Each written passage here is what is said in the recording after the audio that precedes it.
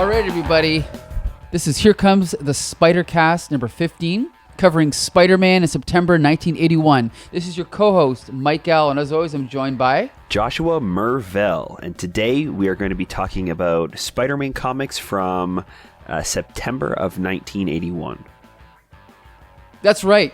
And this month, we've got a slight change of pace because we have a different creative team on Amazing Spider-Man. Man, is it welcomed? Yes, it is. My God. I do have mixed feelings about it, but it was so nice to see the contrast, right? Oh my God, it's so good. It might be the best Amazing Spider-Man we've read so far. Yeah, I think you might be right. It's up there for me, at least. We should point out this issue co-stars Moon Knight. Right.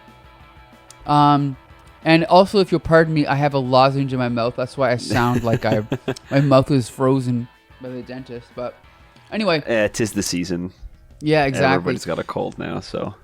So really quick, Michael Fleischer is famous for... He's a fairly well-known writer back in the 70s, but he's most famous for writing a series of Spectre stories in which...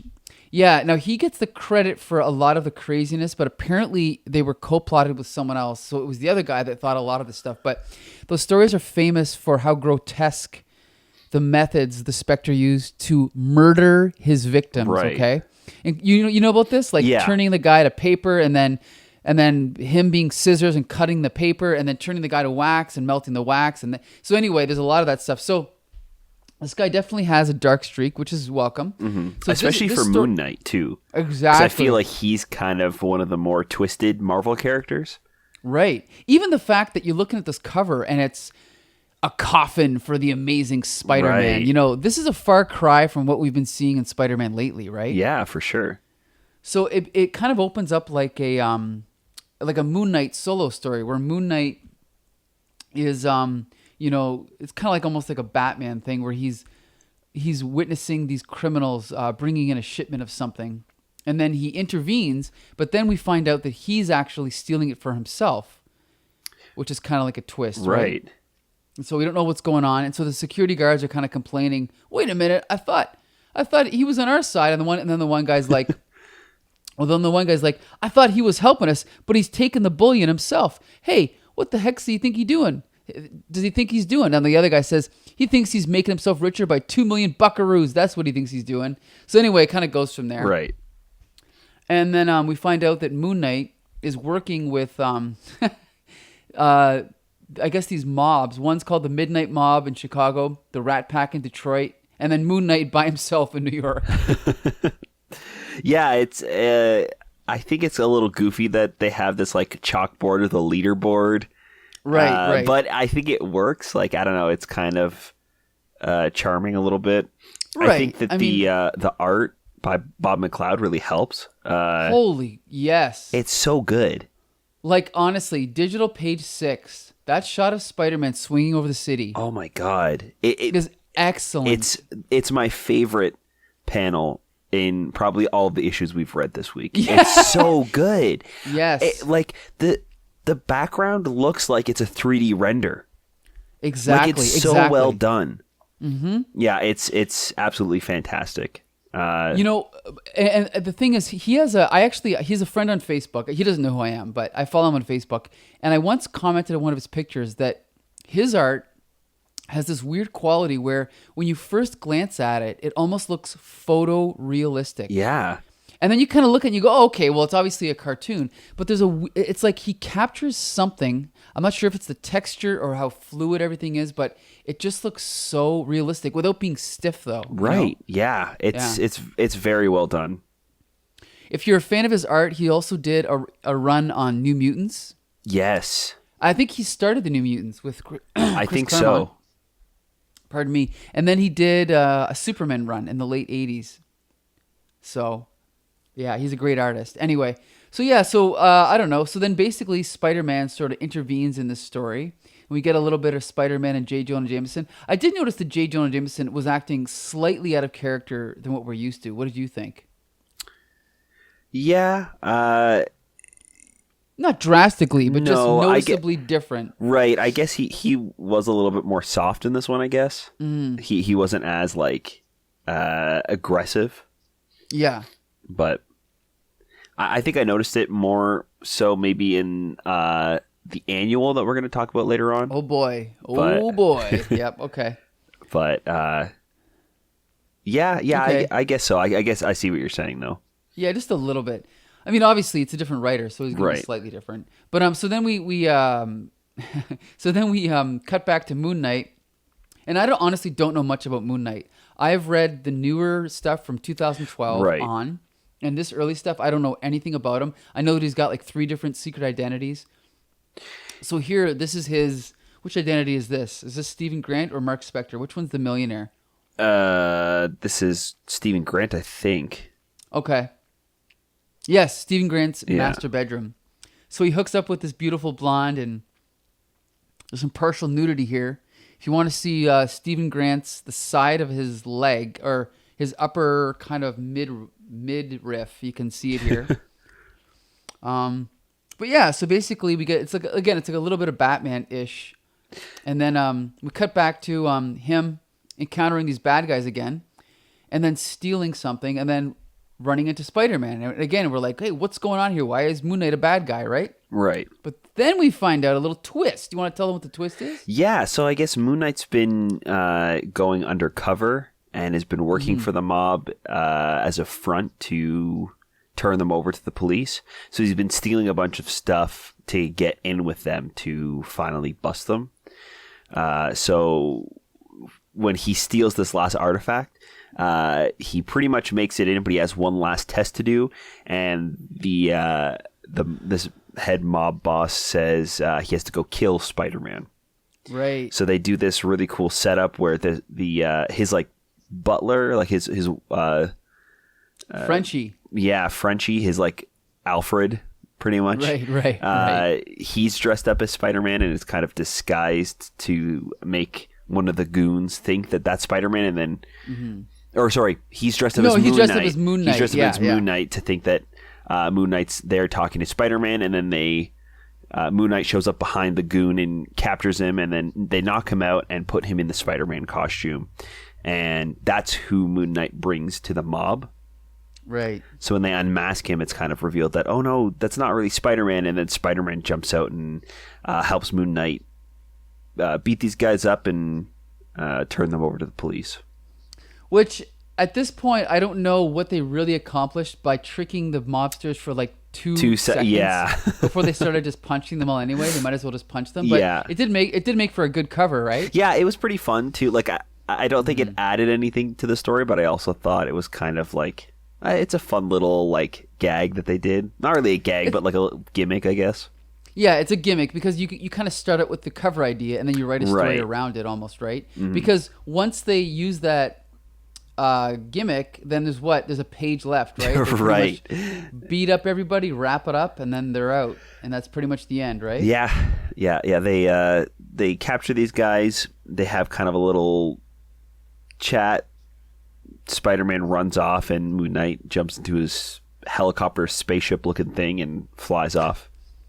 And the funny thing is because this was a different creative team, and because it was a team up with Moon Knight, it could have easily just as easily been an issue of Marvel Team Up. Right? Yeah, really. So, I don't know. Maybe Denny O'Neil was behind that month, but anyway, it was a nice change of pace from what we've seen from him. So, do you recommend this comic? Yeah, I definitely do. This was a lot of fun. Yeah, it was definitely a different perspective than what we're used to, like we said. Mm-hmm. I should also point out the cover is not by Bob McLeod, it's by Bob Layton, who's famous for his Iron Man run. Okay. So, yeah, but I definitely prefer the interior art. Like, I think Bob McLeod is a really good, like, classic artist. Yeah, you know? He's very, very good. So I would definitely recommend this based off the story and the art. Good point. All right, so that brings us to our next issue. Let's do the oh boy, I don't know if we should do. I was gonna say leave the best for last, but either out of these two Marvel team ups, both of them are terrible. So let's just do the Dazzler story. Okay. It's funny because originally I had invited Bex Luthor to come back on the show, right? Because I know she loves Dazzler, but she wasn't able to do it. But I'm kind of glad she didn't, because this is possibly worse than the Dazzler comics that we reviewed with Becca on our Quasar Chronology, and it's also weirder than the issue we did with Man Killer, right? Yeah, it's so strange. And honestly, it's probably a good thing too, because I feel like we only have Becca on when it's bad things. Yeah, so hopefully next time we invite her on, we'll pick some good comics for her to read. There you go. That's our goal for the new year. Yeah, so this is written by David Anthony Kraft, who we know from, I believe he did some of the Hulk or Captain Americas from Quasar Chronology. Yeah, so we've come across him before. And then the art is by our old pal, Herb Trimpe. Again, we'll talk about the art more in detail later, but this is a weird story. It picks up from last issue. And basically, Spidey is getting his butt kicked by, what's this guy's name again? Thermo, right. And then Dazzler comes in and kind of saves him. And then at first I thought, I guess Thermo's out of the picture and that's done. But then Paladin comes in and kind of helps Spidey out. And then Spidey is brought back to Dazzler's apartment. And it's kind of cool because it kind of just shows that she's like a regular person. So I did like that part, you know? Yeah, it's cool to kind of see her kind of perspective on things. And And it's funny because I grew up with Dazzler in the X-Men already. So I don't know much about this time period before she was... Yeah, I actually don't know a whole lot about Dazzler. I think the only thing I really know about her is that I know her as a mutant, but she wasn't really a superhero. She was just like a singer and an artist. Right. I don't... Was she ever like an actual like superhero that went out and kind of fought crime and stuff like that? Well, no, as far as I know, to my limited knowledge, not really. Okay. But she always kind of found her way into trouble, which I thought was cool. Yeah, you know? I really like that. I think that's really interesting to kind of have this character with superpowers that isn't really interested in being a superhero.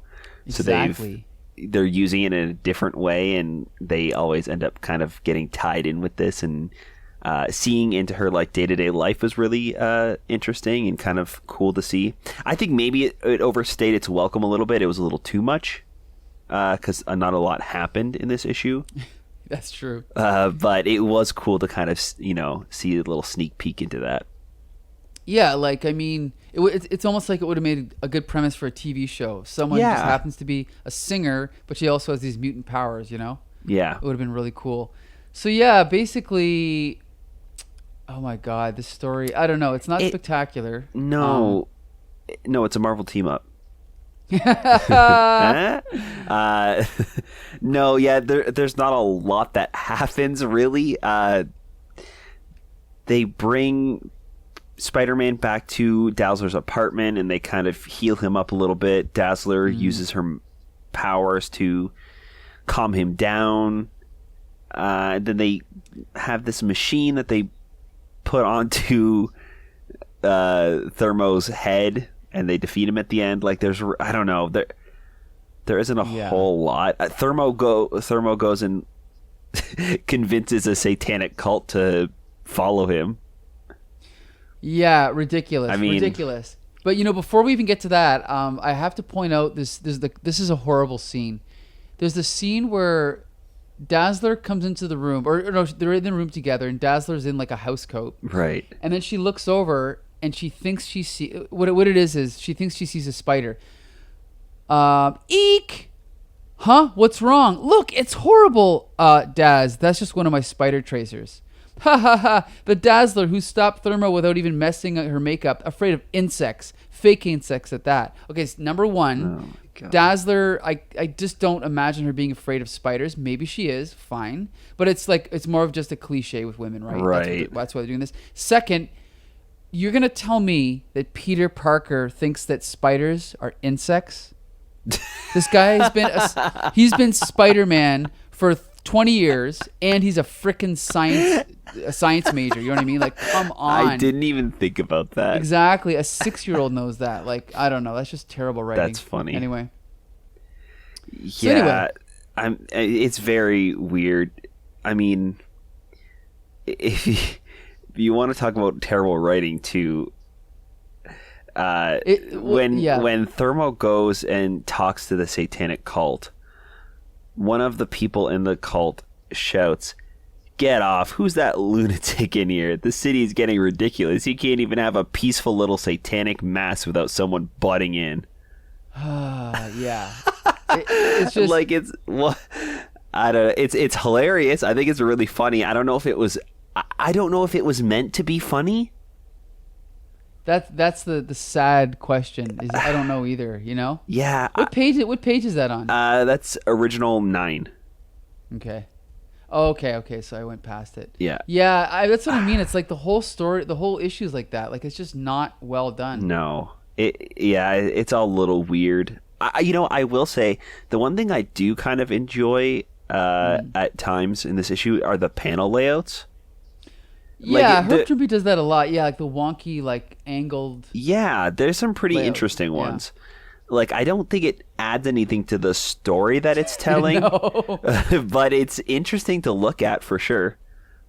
Well, it goes back to, I remember you asked 1 or 2 weeks ago about whether or not they drew the panels first, then decided later. I mean, this is obviously all planned in advance because it's so intricate the way it all fits together for like sure. a puzzle, right? So yeah, at this point he's probably just bored, so he's like, you know what, I'm just gonna have some fun here, why not? Yeah, I mean, even during like some of the mundane stuff where Spider-Man's swinging through the city and then it cuts to J. Jonah Jameson and Parker walks in and is chatting with him. Like it's got like straight panels, like square panels, but then in the center there's this really like weird triangle. It's a digital original page 11. Right, I'm on that. Yeah, it's like a big triangle. Yeah. And so cool. it's nothing crazy that changes the story, but it's at least interesting and breaks it up enough that it makes this kind of mundane, like normal story point a little bit more interesting. Sure. Yeah. Yeah, so. I mean, again, Herb Trimpe, he's a veteran artist. He knows his stuff. It's just that his stuff doesn't always look pretty, right? Right. So, again, kind of an average issue. Actually, I would say this is a below average issue because David Kraft, his writing is just not great. Yeah. So it's hard. I can only recommend it in like a kind of an ironic way, like that it's written sort of for kids or just not written well at all. You know what I mean? Yeah, for sure. So definitely not a great issue. And it's about to get even worse because now we're going to talk about Spectacular Spider-Man Annual number 3 with the ManWolf. Do you want to tell everyone what the plot, and I say that in quotes, what the plot is? Right. So we see ManWolf on the run. And Peter Parker, Spider-Man, kind of runs into him and chases him down and realizes that it's J. Jonah Jameson's son, and he tries to help him out to get rid of the ManWolf and detach the gem from his body, so he contacts his Professor Kirk Connors, and they work together to get that off. That's pretty much the plot. Mm-hmm. I don't hate the idea of this comic. Mm-hmm. I think it's pretty interesting. I really love the idea of the villain not knowing or not meaning to be a villain, and not necessarily having a conflict with a bad guy in this comic, and having Spider-Man help out a person that's kind of in trouble, fix that problem. Like I don't need there to be this huge climax or this big fight where this evil plot's happening. It's kind of a nice change of pace, but at the same time, I also don't think it was done super well. No, I mean, once again, it's David Anthony Kraft. Right. So, yeah, I wasn't a big fan of the writing. There's little things that really irk me about the way that I think at one point they say, I don't know if that is ManWolf or it isn't. I think, did I imagine that? I thought that was in here somewhere. Maybe it isn't, but yeah, I don't know. Just little like unnecessary complications with the plot. I also the whole concept of ManWolf, where J. Jonah Jameson's son goes out into space and it gets turned into like basically a werewolf. Just the whole, I just was never a big fan of this villain. Also, the art again is just, it's by Jim Sherman and Al Wise. I know Al Wise, but I don't think I've really heard of Jim Sherman. Maybe I have, but it's just sort of typical. I mean, he's a good artist, but it's not good comic book art. There's not really good cartooning here. There's not really great storytelling, so it just looks kind of amateurish. Yeah, I mean, even down to the point of like some of the things that are drawn are just weird choices. Mm-hmm. Like the layout sometimes is weird. What the characters are doing is really weird. Okay, so at the beginning of this comic, the first splash page, I was kind of interested in what was going to happen. The description was kind of fun and eerie. It starts off first, lightning wounds the dark night sky. Rain spills in torrents from the shuddering clouds. But before anyone can react to the violence of the sudden storm, there's a bone-chilling, inhuman howl, like a scream from the bowels of the underworld. Like, it's just so, like, kind of cool and creepy. And then the next panel after that is, that's the ManWolf! Yes, I remember reading news stories. It's just like, are you kidding me? Like, it's this really ugly close-up of Lance Bannon taking pictures of ManWolf. And he goes in, the entire page is just him giving ManWolf's backstory.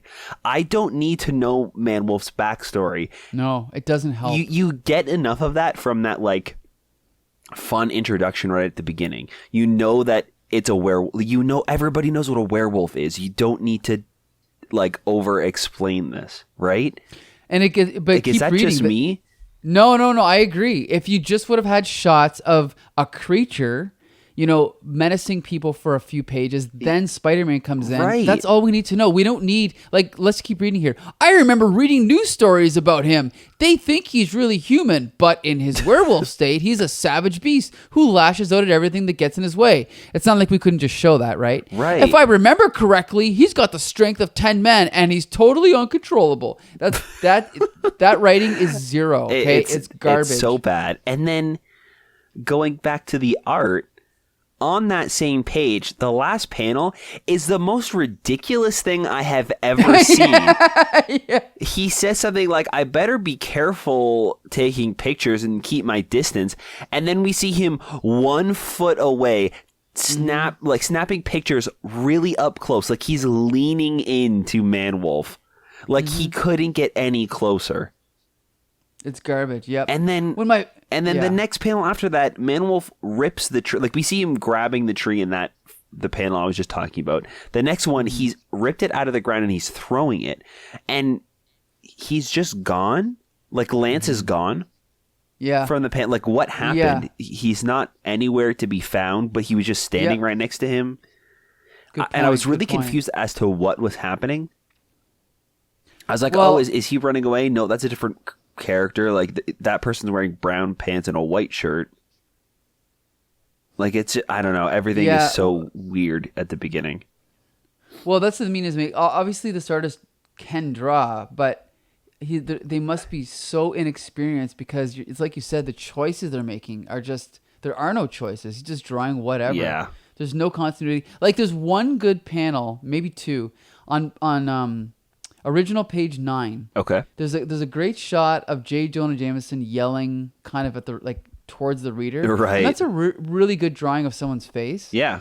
So obviously the guy knows how to draw. It's just that, again, comic books are all about storytelling and, you know, panel to panel continuity and layout, and he just doesn't have any of that here. Right. You know? I mean, even the contradiction of him screaming right towards the reader, and then 2 panels later he's shocked at what's going on. Like that change in expression, and like his little bit of like a stretched out face, like his face looks a little bit longer, which I think kind of works, because you can feel that like shock, like his whole jaw and face is just dropped. Yeah, like it's there's really some fun stuff. Yeah, so, I mean, again, there's 2 artists listed, so maybe this is Alan Wise now, because I've definitely heard his name before, so maybe it's him drawing these pages, but yeah, most of this issue is pretty uneven. Yeah. And like you said, J. Jonah Jameson is it's kind of interesting to see another side of him, because he actually cares about his son. Right. But again, it seems slightly out of character. Yeah, and I think maybe if we saw him be more like his normal self at the beginning. Like maybe Peter Parker is there and he yells at him and like is screaming at him to get out or something like that. And then after Parker leaves, you kind of see him go into that somber moment. So you know that like he is that same J. Jonah Jameson and has that rough exterior, but he is kind of suffering and going through a lot with his son presumably dead. Right.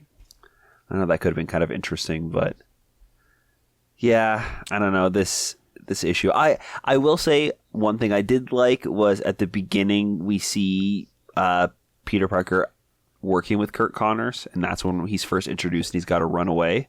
Sure. That way, when he is brought in later on, you don't have to reintroduce him, and it kind of just makes sense. Sure, I do like that. I don't know. I'm really grasping at straws here, trying to find some good things about this comic because, yeah, it was a little bit weak. Mm-hmm. Not great. No. And it's funny because, these are issues that I might have had at some point, but I must have sold them because I don't remember. I remember seeing this cover and just never being enticed enough to buy it. Right. Yeah, so not a great issue. I can't recommend it because I know there's better Spidey comics out there. Yeah. So I don't recommend this issue. Yeah, neither do I. It wasn't super great.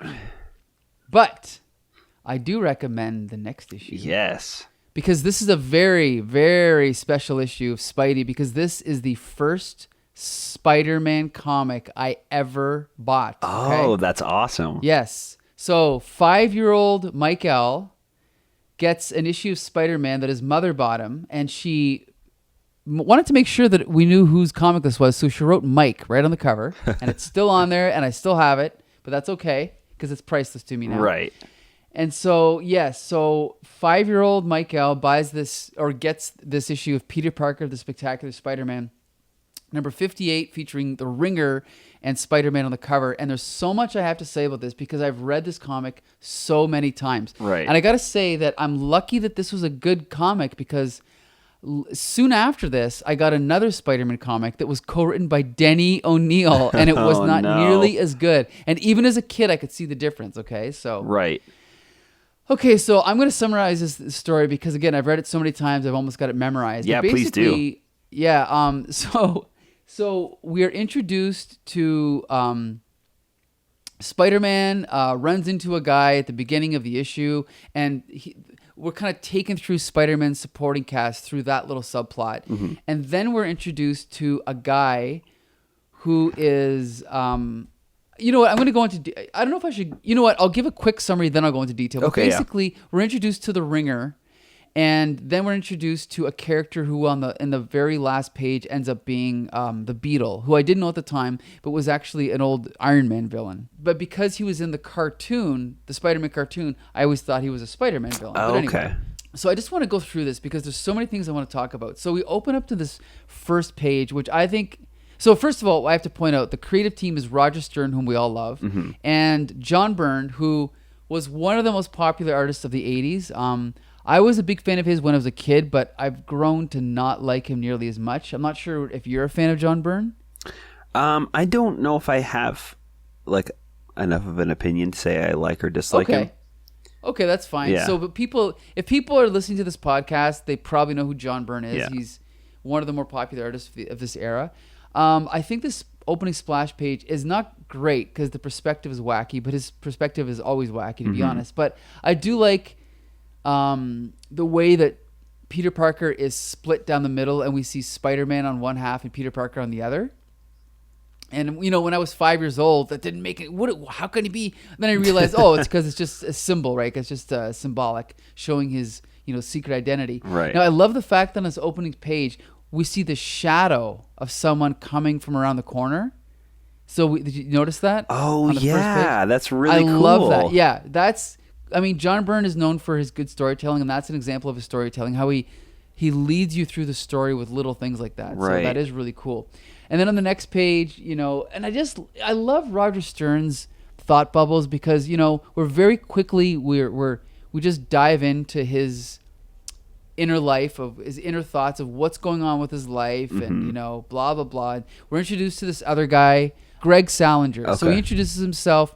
And so it's cool because we get to see a glimpse in detail of, what exactly. So in case this is our first issue of Spidey, like it was for me, we find out that Spider-Man is a teaching assistant, but he's actually teaching this class. And so it's just kind of cool that we find out that little detail about his life, Yeah, for sure.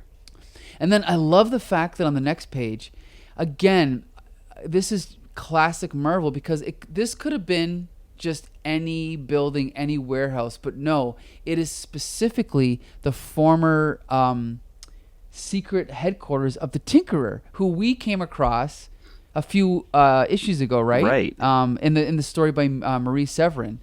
So we have cops who are guarding this house because it used to be occupied by the Tinkerer. So that's the great way that Marvel just drops little things and then picks them up later on, so it's perfect. Mm-hmm. So here we have this guy, we don't know who he is yet, but he's kind of outside the house, kind of watching through his binoculars.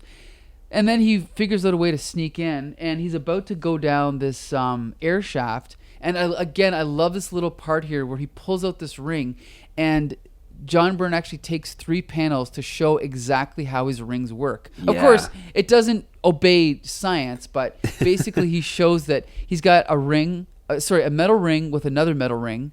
Or sorry, he what does he do here? He pulls out like one ring, and then you see, and then he flicks his clink. wrist, and then it becomes 2, and then 3, and then 5, and it's just such a. Again, I've written my own stories before. I've created my own superheroes. I could never think of this superpower if my life depended on it. Right. What a cool idea, right? Yeah, it's kind of a cool idea. It's also like very goofy and like ridiculous to think about. Yes. But I love it, and it works. Like in this comic, it really is a lot of fun. Right. He uses them as weapons, but also kind of to like bound his enemies, which is really fun. Right. So Yes. yeah, this was a really cool scene to kind of see him use his powers to break into a building. Right. Creative use of his powers, Yeah. exactly. So he breaks in and he dons his costume, a pretty straightforward costume, green and orange with these little rings everywhere to, ties in with his Right. powers. And then I love that page, the digital page 6, when he first uses his powers and then he's shooting all these rings out. I love that shot. Yeah. It's just such a cool shot. And I also love, again, this is my first Spider-Man comic, possibly my 3rd comic that I ever bought. And he says out loud, "The Ringer is back in action." And then we have a little note from the editor. Remember him from Defenders 51? So, of course, 5-year-old Mike, it's like, oh, so this guy's been around before, and he was in a comic book called The Defenders. What's The Defenders? Right now I want to find out. Right. That's really cool. That's awesome. Yeah. But then it's funny because right away after saying out loud, "The Ringer is back in action," he already starts to doubt himself. You notice that in the next Yeah. panel? He's like, "Oh, who am I kidding? I'm not out for a life of crime." So right away we get kind of a nuance to his character. He's a supervillain, but he's hesitant. He's not confident, right? Yeah, he it doesn't- makes him a little bit more endearing. Right, exactly. He feels a little bit more real, and he's not Exactly. this mustache twirling villain that's doing it to be evil. I'm gonna, Exactly. destroy the world. He's doing it to kind of make ends meet and to survive. So it's pretty Exactly. cool. Yeah. And then, funny you should mention mustache twirling villain, because in the next scene, a guy smashes through the through the wall, and starts kind of shouting at him. The Ringer tries to stop him with one of his rings. But now this is really cool because again, they actually talk in this scene about how his power works. He says, "My particulate matter condensers are forming rings right out of the soot and smog in the air." Again, who the hell could ever think of that Right. power? So cool, right? But in the next panel, when he shoots one and it goes around the guy says, "That's quite a weapon system you have, but I'm afraid it won't do you any good. These rings are very interesting. Condensed particulate matter." How the fuck did he know that? Anyway, aren't they? And with a tensile strength approaching that of steel, but then he ends up breaking out of them anyway. And I love the way that Ringer gets so scared, right? Yeah, and he no, get back, keep away. Yeah. It's great. And then the bad guy, who we don't know who he is yet, but it's the Beetle, but he ends up knocking him out. And then I love this scene where he picks up the crate with one hand and picks up the Ringer with the other, and then just walks out of the wall. Oh, so cool, right? Yeah, really awesome. Yep. So then we get now again. I read this scene a million times when I was a kid, but I finally know what they were talking about. This is the repercussions of the scene. I think it was last issue where the one guy played a practical joke on the girl, right? Right. Remember, and he ended up pulling her wig off. So it's like I finally know how it all fits together, right? Because I'd never read that story, so. It's just so cool because, again, coming in the middle of this, guess what, Marvel and DC? You don't need to reboot every year. You can just keep the story going Right. forever, and us kids will figure it out, right? And you know what I really love about this, too, is What's that? It feels like Roger Stern, once again, fixing Denny O'Neil's mistakes. Yeah, because I don't remember. Was that in a Roger Stern story? I think I'm almost positive it was Denny O'Neil because Denny O'Neil loves treating characters awfully. No, you know what? It says last issue, and it means the last issue is spectacular. Oh, really? Yes. Okay. Yes. So it was because in that story, because Roger Stern is usually the one that focuses on the cast at the college, and so Deborah Whitman is in that group. Oh, that's right. Okay. Yes. Okay. Yes. So yeah, I don't know. So he wasn't. He wasn't fixing Denny O'Neil, but but I think that having Deborah Whitman in there, he usually comments on the way that she's been treated by Peter in the Denny O'Neil story. Right. So, but anyway, so yeah, I love that scene, and then again, this is my first Spider-Man comic, and oh, look at that! No Mary Jane, no Betty Brant, Right. no Liz Allen. It's this other girl, Deborah Whitman, right? But I was fine with that, right? Because it was my first Spider-Man comic, so it made no difference to me. I love this next scene where the Ringer wakes up and he's tied up in this chair, and the Beetle. Now again, we don't know this is the Beetle yet because he's all in shadow and he's wearing his new costume, so it's just a guy in shadow. Very dramatic, right? But I love this little bit of dialogue where he basically explains to him that he's put another ring around the Ringer's waist, and that if he tries to break out of it, the Beetle can detonate it and kill him. And so then the Ringer says, "No, you're bluffing." And then Beetle says, "Am I? Then why am I standing in the safety of this protective booth? Ask yourself that. And then ask yourself if you can afford to take the chance." I just always love that little bit. Yeah. That's very like evil and like really cool too. Like that's a really cool villain thing to do. Just practical. Yeah. Just like realistic, right? So then we get back to Peter Parker, and he's excited about his date with Deborah Whitman. But then as he's on his way, he runs into the Ringer. So the Ringer has to fight Spider-Man because the Beetle is forcing him to, right? And then, so right away they start fighting, and I love the fact that the Ringer brings up that the dental work that he had to get in the last fight he had. Right. I thought that was such a weird, realistic Marvel touch that, that they would do for their heroes and their villains. Like once in a while Spider-Man will have a cold or whatever, and that interferes with his ability to fight. But I just love the fact that throughout the fight, he'll get punched and I'll be like, "Oh, my teeth, right. You blasted wiseacre. It's not bad enough. You got to make fun of me. No, you got to go and loosen every cap and filling I have." It's just great. So good. It really does make all the characters seem so real when they do stuff like this. Exactly. I mean, they've done this before too with Peter Parker bleaching his costume, and then it turns like that really like weird pastel color, so he's got to swing around in these like pink and pastel blue Spider-Man costumes, and like when they do stuff like that, or I mean even Peter Parker in general really feels like through and through a Marvel character. He has so many problems in his personal life and his superhero life. It's not all like trumpets and saving the girl and right. It's totally different at the end of the day. Right. Yeah. And that's why he's so great. Yeah. So Peter Parker, again, classic, Marvel plotting. So now Peter Parker, he has to leave the fight because he's got to be on time for his date with Deborah. Right. And he is on time for once, right? So they basically chat. He apologizes. And again, I think this is, like you said, this is kind of like Roger Stern explaining Denny O'Neil's weird personality inconsistencies with Peter. And so basically, they had a misunderstanding. They're going to be friends, whatever. Everything's cool. So then they want to continue the date, but he says to her, "I've got an errand to run. but it's only going to take me like a half hour. So he's going to go back and fight the ringer again. Right. So he's like, yeah, meet me in a half hour. He goes back and he fights the ringer again, which I thought was kind of funny. So again, you got a superhero comic with fisticuffs, but the fist fight is not just pointless. It actually has the fact that the ringer wants to fight Spider-Man, but Spider-Man doesn't want to fight him. It adds another dimension to it, right? Right. So there's a conflict in their motivations, and it makes it kind of funny because the ringer is so outmatched. So I think it makes it really cool. Yeah, and then I really sorry, go ahead. I really like that aspect of it.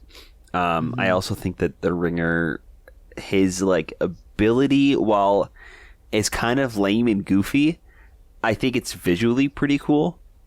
Like it makes for a lot of really fun panels with Spider-Man kind of like literally jumping through hoops to get to the ringer. Like on digital page 21, you see Spider-Man. It would be a normal panel.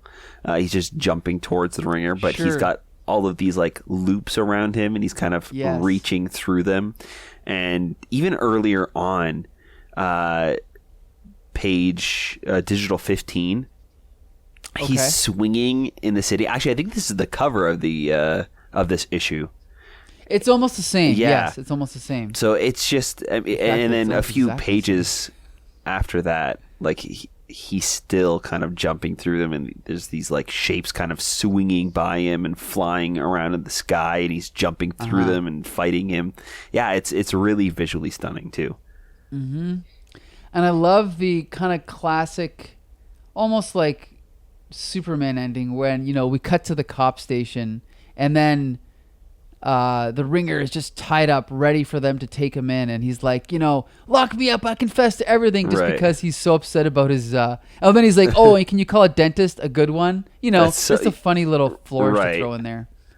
I also like the art on this page. This is digital 22, like the explosion at the top left, like the use of shadows there, the colors, and then Spider-Man and the ringer swinging over the city. I think that's really well done too. Yeah, for sure. And then we have this awesome last page where first we wrap up the subplot with him and Deborah. So they're going to have their little date. And then we see this mysterious guy putting on this armor. And then it's revealed that it's the Beetle. And as a kid, I didn't understand why there was that other helmet there on the table. Right. But that's because that's the Beetle's his original old costume. Right. I didn't know anything about him. So yeah. And I really love like cliffhangers.